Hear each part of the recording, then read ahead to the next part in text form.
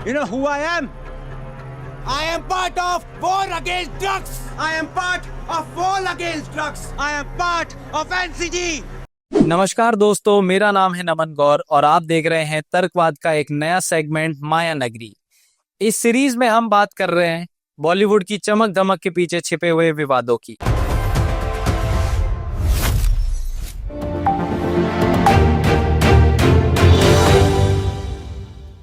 आज के पहले एपिसोड में हम एक ऐसे मामले पर चर्चा करेंगे जहां ग्लैमर, कानून और अहंकार तीनों एक साथ स्क्रीन पर दिखाई दे रहे हैं। जी हाँ, हम बात कर रहे हैं समीर वानखेड़े और आर्यन खान के बीच चल रहे विवाद की, जो जुड़ा हुआ है एक OTT web series Bads of Bollywood से। कुछ साल पहले शाहरुख खान के बेटे आर्यन खान का नाम मुंबई क्रूज ड्रग के केस में सामने आया था।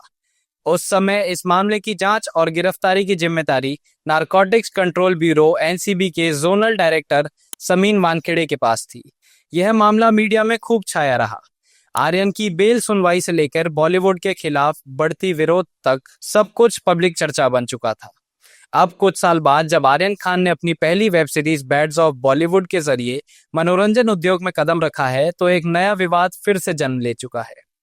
रिपोर्ट्स के मुताबिक इस सीरीज के एक दृश्य में एक नारकोटिक्स अफसर का किरदार दिखाया गया है, जिसकी शख्सियत और तौर तरीके समीर वानखेड़े से मिलते हैं। उस अधिकारी को एक मजाकिया या व्यंग्यात्मक अंदाज में दिखाया गया है और यही प्रस्तुति अब एक कानूनी लड़ाई में बदल गई है। पूर्व एनसीबी अधिकारी समीर वानखेड़े ने रेड चिलीज एंटरटेनमेंट के खिलाफ एक मानहानि का मुकदमा दायरा किया है। उनका कहना है कि बैड्स ऑफ बॉलीवुड के इस विशेष दृश्य ने उनकी प्रतिष्ठा को नुकसान पहुंचाया है और एंटी ड्रग एजेंसियों की छवि को नकारात्मक रूप में पेश किया है। वानखेड़े ने इस मामले में 2 करोड़ रुपए के मुआवजे की मांग करी है, लेकिन उन्होंने यह भी कहा है कि अगर कोर्ट का फैसला उनके पक्ष में आता है तो वो यह पूरी राशि Tata memorial cancer hospital and trust को दान करेंगे। उनका यह भी आरोप है कि सीरीज में दिखाया गया किरदार देश की कानून व्यवस्था लागू करने वाली एजेंसियों की ईमानदारी पर सवाल उठाता है, उन्हें नकारात्मक रोशनी में प्रस्तुत करता है।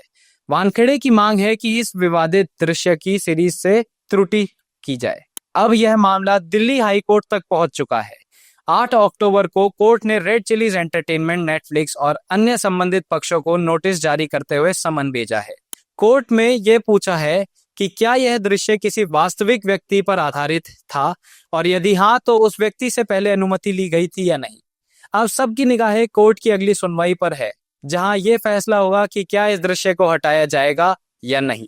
अगर व्यापक दृष्टिकोण से देखा जाए तो ये पूरा विवाद एक प्रतीकात्मक टकराव बन गया है और रचनात्मक अभिव्यक्ति की स्वतंत्रता और दूसरी ओर व्यक्तिगत के पेशेवर की प्रतिष्ठा।